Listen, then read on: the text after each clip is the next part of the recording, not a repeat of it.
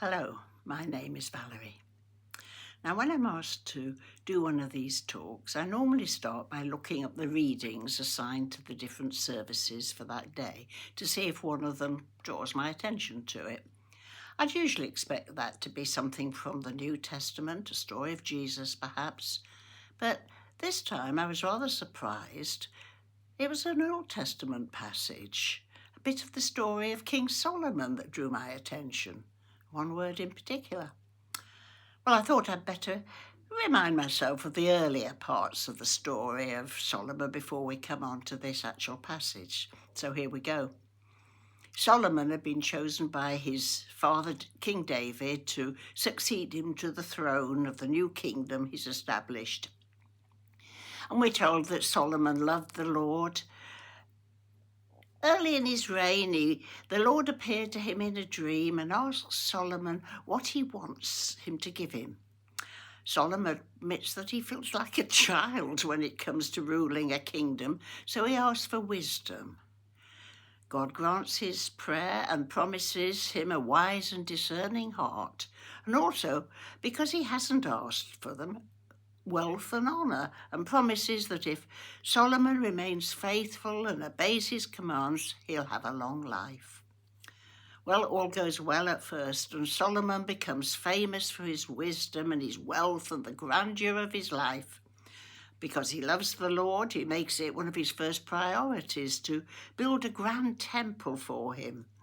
And when it's finished, he holds a great ceremony where he dedicates it to the Lord, and with a prayer asking his blessing on not just the temple, but on the whole kingdom and its peoples.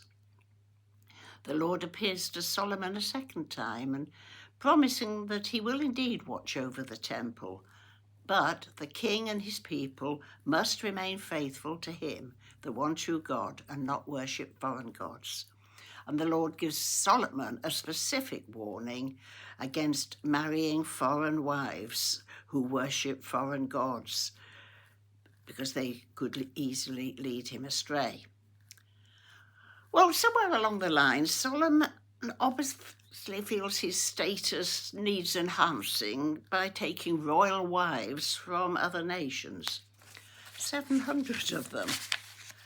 A marriage obviously meant something different in those days, and it isn't the number of wives that angers the Lord, but that, just as he warned, Solomon has allowed these foreign wives to lead him astray, to worship the idols and false gods that they've introduced into the kingdom.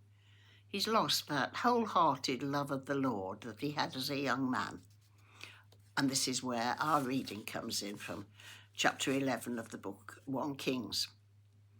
When Solomon was old, his wives turned away his heart after other gods, and his heart was not true to the Lord his God, as was the heart of his father David. For Solomon followed Astarte, the goddess of the Sidonites, and Milcom, the abomination of the Ammonites. So Solomon did what was evil in the sight of the Lord, and did not completely follow the Lord as his father David had done. Then the Lord was angry with Solomon because his heart had turned away from the Lord, the God of Israel, who had appeared to him twice and had commanded him concerning this matter that he should not follow other gods. But he did not observe what the Lord had commanded. Therefore the Lord said to Solomon, "Since this has been your mind, and you have not kept my covenant and my statutes that I've commanded you, I will surely tear the kingdom from you and give it to your servant." And if we were to read further, we'd see how everything does indeed begin to fall apart, and how following Solomon's death there were rebellions that led to a breaking up of the kingdom, and the days of its glory were gone, never to return. Now, I guess the story of Solomon may make us think of other stories throughout the years, and sadly in our own day as well, where something similar has happened. Someone starts off well, rises to the top of their calling or their profession, they're thought highly of, well known, but then comes a crash, sometimes suddenly, other times you see things unravelling slowly. And sadly, we know it can happen to Christian leaders as much as to other people. But what does all this have to say to us? I mean, we aren't famous leaders with an international reputation for wisdom and wealth, appearing on television, in all the papers and so on. So if you do come into this category, I'm sorry. But we all have a calling from God in one way or another.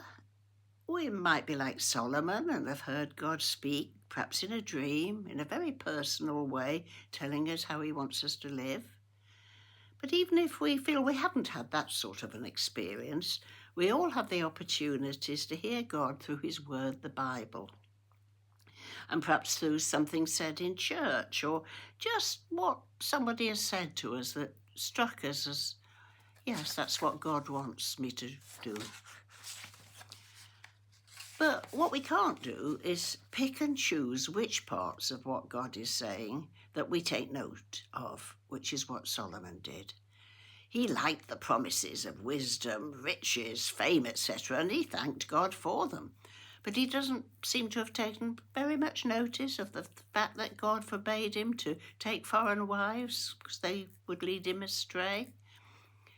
Perhaps for years he thought he was doing okay, that he could resist the temptations to be led from the truth by his wives. Perhaps because I'm an older person myself, I noticed that the passage we read said, when Solomon was old, his wives turned his heart after other gods. And that's the word that stood out for me. I remember somebody saying, being a Christian is a marathon, not a sprint. It's not enough to make a good start, and many of us will have the joy and privilege of a long life in which to love Jesus and to try to follow him. So we do have to be prepared to keep going.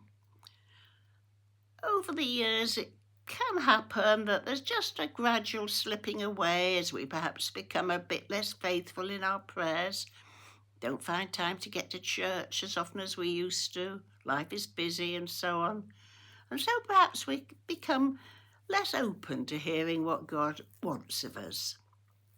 But being a Christian is a marathon, not a sprint.